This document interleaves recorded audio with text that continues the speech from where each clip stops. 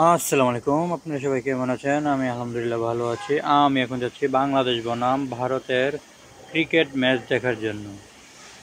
বাংলাদেশ বনাম ভারতের ক্রিকেট ম্যাচে আমরা কী আনন্দ করলাম এই ভিডিওতে থাকছে।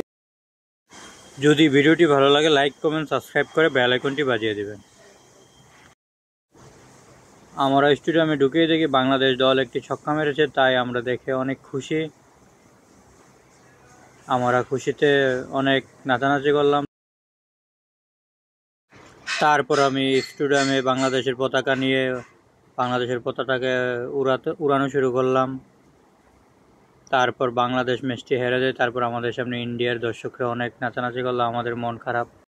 আজকের ব্লগটি ভালো লাগে লাইক, কমেন্ট, সাবস্ক্রাইব করে বেল আইকনটি বাজিয়ে দিবেন।